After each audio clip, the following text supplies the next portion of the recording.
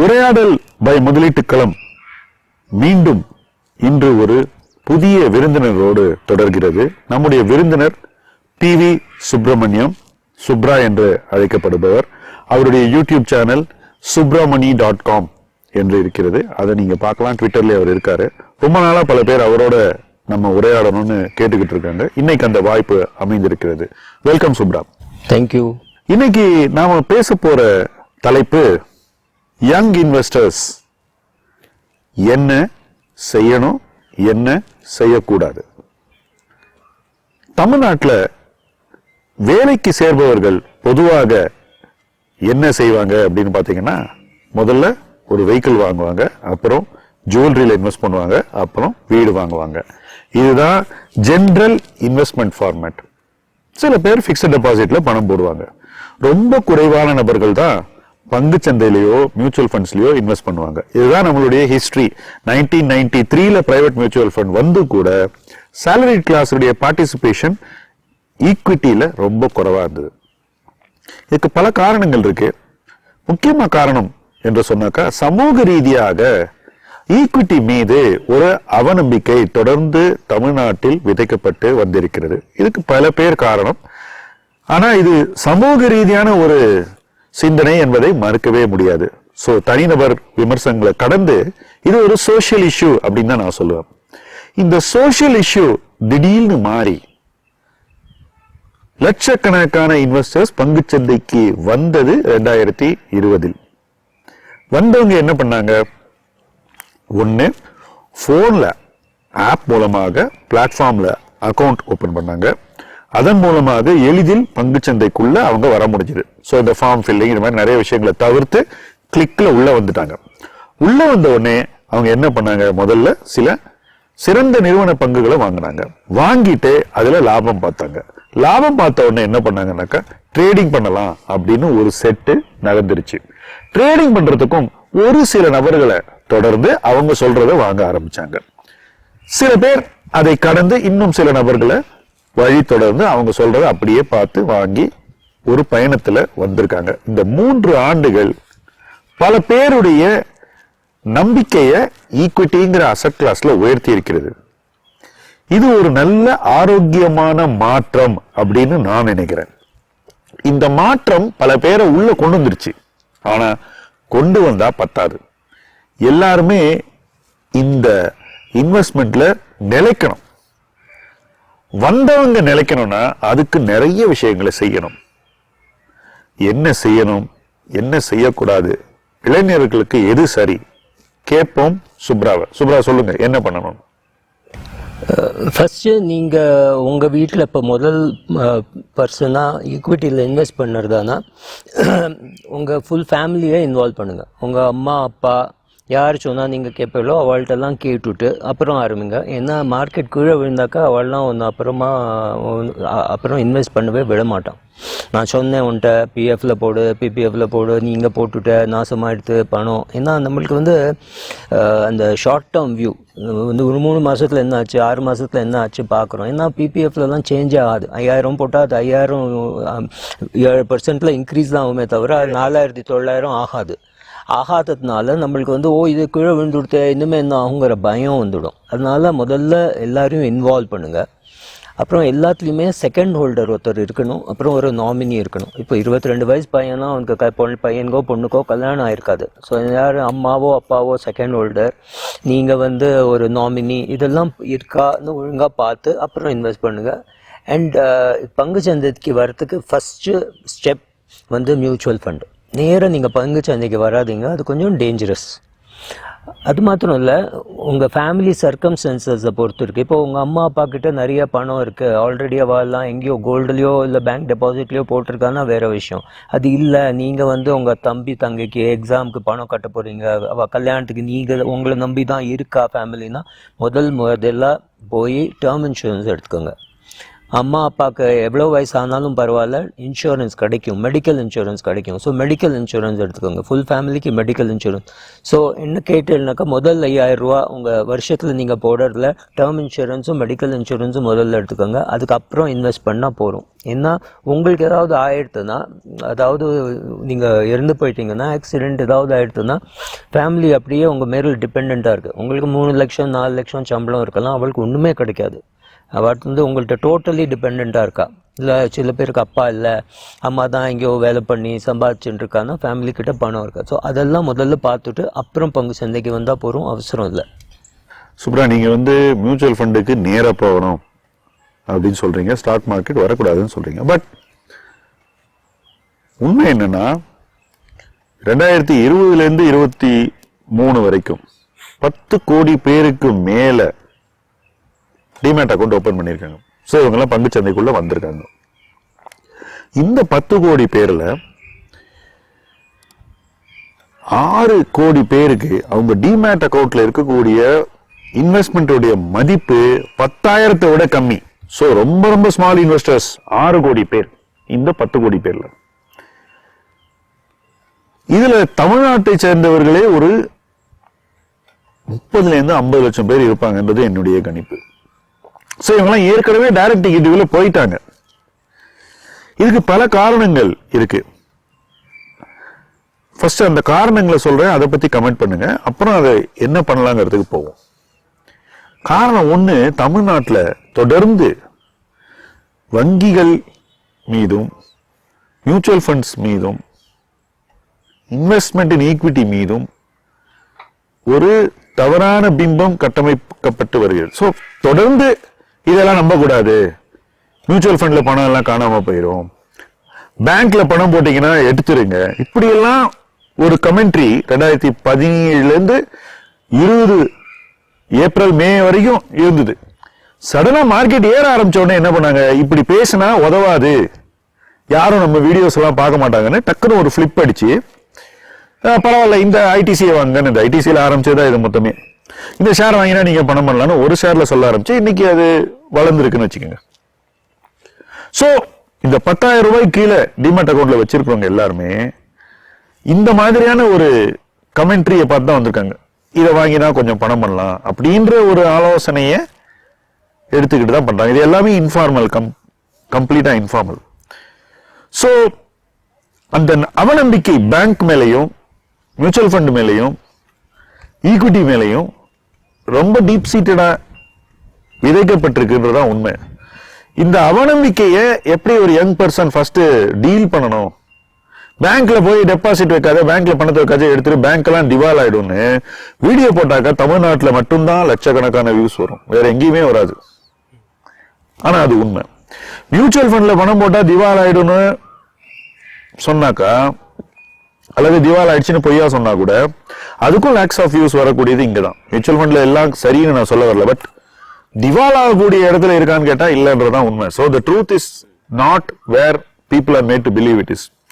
So இதுக்கும் பயங்கர viewership இருக்கக்கூடிய இடம்னு பாத்தீங்கன்னா இந்தியாவிலேயே தமிழ்நாடு மட்டும்தான். சோ இந்த மாதிரி ஒரு பிம்பம், இந்த மாதிரி ஒரு பிலீஃப் பீப்புள் மைண்ட்ல ஸ்ட்ராங்கா போடப்பட்டிருக்கு. அதே போல கார்பரேட் growth, wealth creation தப்பு, கார்பரேட்னா அவன் தப்பானவன் அப்படின்றதும் விதைக்கப்பட்டிருக்கு. இந்த 3 விஷயங்களையும் ஒரு பக்கம் வச்சுக்கிட்டு இதுல யாரும் பிலீஃப்ஸை மாத்திக்கல, அது அப்படியே இருக்கு. இன்னொரு பக்கம் என்ன பண்றாங்கன்னா, நான் போய் ஐடிசியை வாங்குறேன், இந்த பேங்கை வாங்குறேன், அந்த பார்மா கம்பெனியை வாங்குறேன், அது ஏறும், அது ஏறுனா நான் விற்பேன், நான் காசு பார்த்தேன், இதே மாதிரி இன்னொன்னு பார்ப்பேன். ஸோ அதான் running with the horses and hunting with the hounds ஆங்கிலத்தில் சொல்லுவாங்க. ஒரு பக்கம் அது தப்புன்னு சொல்றீங்க, இன்னொரு பக்கம் அதுல இருந்து ஏதாவது காசு பார்க்க முடியாம பாக்குறீங்க. இதுதான் இன்னைக்கு சோசியல் சிச்சுவேஷன். இதை பத்தி கொஞ்சம் கமெண்ட் பண்ணுங்க முதல்ல. So first of all equity risky. ஆனால் ஈக்விட்டி எப்போ ரிஸ்கி? ஷார்ட் டேர்மில் ரிஸ்கி. அதாவது நான் அக்டோபரில் பணம் போட்டேன், எனக்கு ஜான்வரியில் வேணும். நான் அக்டோபர் 2023 போட்டிருக்கேன், எனக்கு February 2024 வேணும்னா அந்த பணம் பேங்க்கில் தான் இருக்கணும். There is no doubt. ஆனாக்க அக்டோபர் 2023 கூட 500 ரூபா போட்டு கூட ஆரம்பிக்கலாம். இன்னைக்கு கூட நான் யார்கிட்டயோ சொல்லியிருந்தேன், 500 ரூபா போட்டு கூட ஆரம்பிச்சாக்க உனக்கு இன்னைக்கு 22 வயசு, இதே அமௌண்ட் வந்து 1.5 லட்சம் ஆயிடும் உனக்கு 62 வயசு ஆறுத. It's a very big amount இல்லையா? ஏன்னா நம்ம என்ன பண்ணுறோம்னா ரொம்ப தூரக்க பார்க்குறோம். ஸோ ஃபர்ஸ்ட் அது. செகண்ட், ஈக்விட்டி ரிஸ்கின்னா என்ன ஆகும், ஒரு ஷேர் வந்து இப்போ சில்வர் லைன் ஒரு ஷேர் இருந்தது, அது 30 ரூபாலேருந்து 1300 போயிட்டு 6 ரூபாய்க்கு வந்துடுது.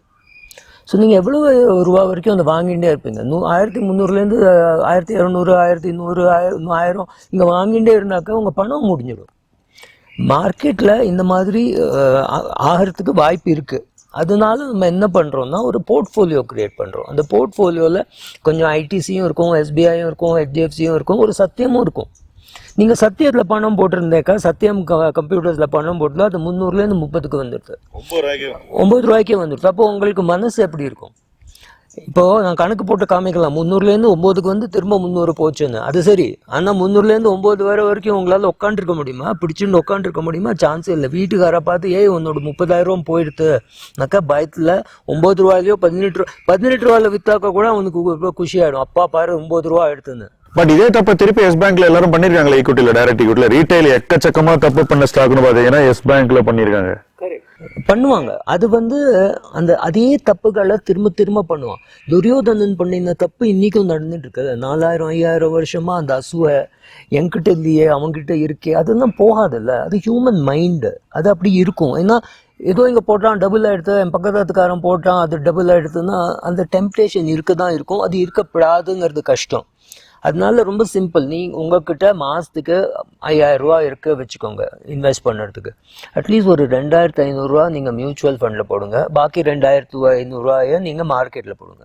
பாருங்கள் உங்களுக்கு என்ன ஆகுதுன்னு. ஒரு வருஷம் கழிச்சு அந்த மியூச்சுவல் ஃபண்டு உங்களோட நன்னா பண்ணியிருந்தாக்க அந்த விளையாட்டை நிறுத்திட்டு நீங்கள் ஒழுங்காக அந்த இன்வெஸ்ட்மெண்ட்டுக்கு வாங்க. 500 ரூபா தான் இருக்குன்னா முதல்ல மியூச்சுவல் ஃபண்டில் போடுங்க.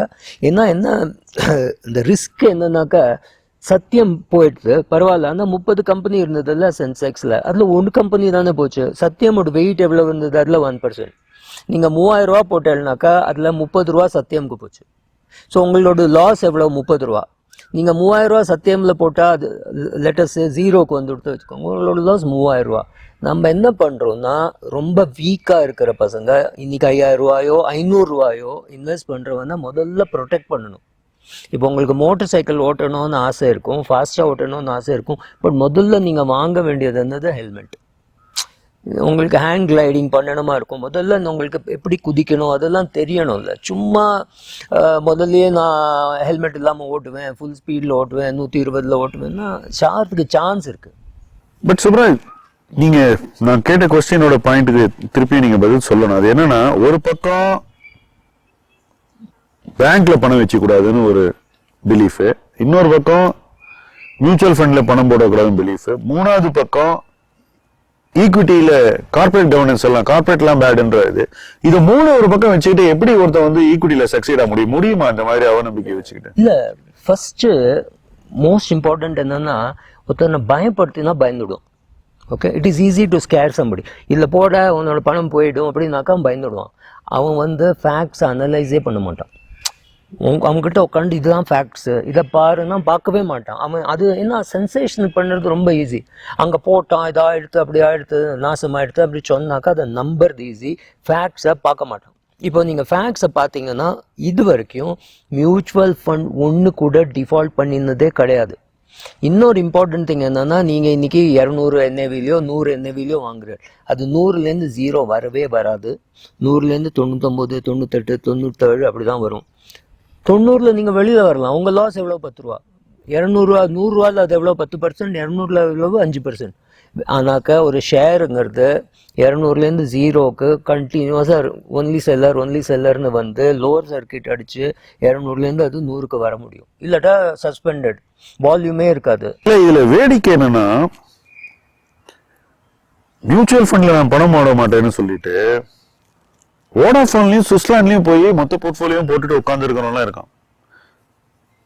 ஓகே, அந்த ரிஸ்க் டேக்கிங் அவனுக்கு சூட்டபிளா எந்த யோஜனையுமே கிடையாது. இந்த விலையிலேருந்து 3 ரூபாயிலேருந்து 25 ரூபா வந்துட்டு 25 ரூபாயிலேருந்து 100 ரூபா போகுது. இப்படி ஒரு கணக்கு. 8 ரூபாய் தான் இருக்கு, 7 ரூபாய் தான் இருக்கு. எப்படி சுவிட்சர்லாந்து ஏறிச்சோ அதே மாதிரி வோடாஃபோன் ஏறும். எனக்கு தெரிஞ்சு first equity as an asset கிளாஸ்ல நம்பிக்கை இருக்கணும். ஈக்விட்டி ஏன் பணம் பண்ணுது? இப்போ நீங்க 94ல ஐபிஓல HDFC பேங்க்ல ஷேர் வாங்கினீங்க. நீங்க HDFC ஷேர் வச்சதுனால உங்களுக்கு 10 ரூபாயில கொடுத்தான். இன்னை வரைக்கும் அந்த ஷேர் உங்கள்கிட்ட இருக்கு. ஓகே, 10 ரூபாயில இருந்து இன்னை வரைக்கும் உங்களுக்கு அந்த ஷேர் நல்ல ரிட்டர்ன் கொடுத்துருக்கு. கண்டினியூஸா ஒரு கிட்டத்தட்ட 29 வருஷத்துக்கு உங்களுக்கு ரிட்டர்ன் கொடுத்துருக்கு 94ல இருந்து. இந்த 29 வருஷமும் கன்சிஸ்டன்டா ரிட்டர்ன் பண்றதுங்கிறது நீங்க அச்சீவ் பண்ணது கம்பெனியினுடைய பர்ஃபார்மன்ஸ்னாலையும் அதனுடைய கார்பரேட் கவர்னன்ஸ்னாலையும் ஈக்விட்டிங்கிற அசெட் கிளாஸினுடைய அந்த ஒரு உயர்ந்த தன்மையினாலும் தான். உங்களுடைய ட்ரேடிங் ஸ்கில்னாலேயோ இல்ல நீங்க சரியான நேரத்துல வாங்கி சரியான நேரத்துல வித்ததுனாலயோ இல்ல. இன்ஃபேக்ட் நீங்க ட்ரேட் பண்ணியிருந்தா இந்த ரிட்டர்னோட குறைவா தான் நீங்க பண்ணிருப்பீங்க. நீங்க கோல்கேட் ஐபிஎல் இருந்து வச்சிருக்கீங்கன்னா உங்க அப்பா வேணும் ஷேர், நீங்க அதை ஹைல வித்து லோல வாங்க ட்ரை பண்ணியிருந்தா ஷோரா உங்க கையை விட்டு போயிருக்கும். ஆனா இன்னைக்கு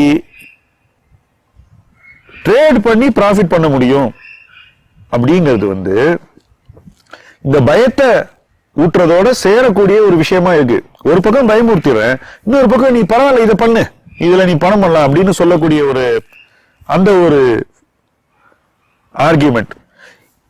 இந்த பயமும் பீப்புளுக்கு ரொம்ப ஹேண்டியா இருக்கு. இந்த ஆசையும் விடுறது இல்ல, ஃபியரும் இருக்கு. இது ரெண்டையும் சேர்த்து லாஸ்ட் 2 இயர்ஸ்ல எல்லாரும் நிறைய பணம் பண்ணிருக்காங்க. இவங்களை பார்த்து தான் இந்த கடைசியா அக்கௌண்ட் ஓபன் பண்ண 10,000 ரூபாய் கம்மியா டிமேட்ல பணத்தை வச்சிட்டு இருக்கான். என்ன ஷேர்ஸ் வச்சிருக்காங்க, குவாலிட்டி ஆஃப் போர்ட்ஃபோலியோன்னு பாத்தீங்கன்னா சொல்லவே முடியாது, அந்த மாதிரி இருக்கு. ஆனா கொஞ்சம் காசு பண்ணிருக்கான், ஒரு 2000, 3000, 5000. முதல்ல எப்படி பிகினர்ஸ் லக் வருமோ அந்த மாதிரி எந்த ஷேர் வாங்கினாலும் ஒருத்தனுக்கு புதுசா மார்க்கெட்டுக்கு வரும்போது காசு வரும். கசினோல போய் ஃபர்ஸ்ட் விளையாடினா காசு வரும், வெளில வரும்போது காசு இருக்கான்னு பாத்தீங்கன்னா இருக்காது. அந்த மாதிரி இங்கேயும் ஒரு பிகினர்ஸ் லக் வந்திருக்கு. Last 2 years one way market மேல போயிருக்கல, எல்லாருமே பணம் பண்ணிருக்காங்க. இன்னைக்கும் கேட்டீங்கன்னா பேங்கிங் சிஸ்டம் சரியா இல்லைன்னு சொல்லுவோம். ரெண்டாவது மியூச்சுவல் ஃபண்ட் சரியா இல்லைன்னு, ஈக்விட்டி இல்ல கார்பரேட் கவர்னன்ஸ் சரியா இல்ல, அம்பானி எல்லாம் பேடு, ரிலையன்ஸ் வாங்கக்கூடாதுன்னுவான், ஆனா போய் சுஸ்லானை வாங்குவான், வோடாஃபோனை வாங்குவான். சோ இந்த ஒரு டைவர்ஜென்ஸ் தான் இன்னைக்கு ரீட்டைல் இன்வெஸ்டருக்கு. இதுதான் அவனுடைய லேர்னிங். இந்த லேர்னிங்கை வச்சு எப்படி இவங்க ஜேர்னி பண்ண போறாங்கன்றது யாருமே யோசிக்க மாட்டேங்கிறாங்க இன்னைக்கு. ஏன்னாக்கா காசு பண்ணிட்டேன், நான் காசு பண்ணிட்டேன் பத்தியா, நீ இப்போ எதுவும் சொல்லாத. இல்ல நீங்க பாத்தீங்கன்னா சுவிட்சர்லாந்துல மான் பண்ணியிருக்கான். அவன் 22 ரூபால வாங்கினா நீங்க 32 ரூபா இருக்கு. அவன் 8 ரூபால வாங்கினா நீங்க 32 ரூபா இருக்கு. அவன் 8 ரூபால வாங்கி 10ல வித்து திரும்ப 12ல வாங்கி 22ல வித்து எல்லாம் பண்ணினாக்க கூட பணம் பண்ணியிருக்கான். ஸோ அவன் என்ன நினைக்கிறான்னா இப்போ பெஸ்ட் கம்பெனி இந்த வேர்ல்டு சுவிட்சர்லாந்து தான்.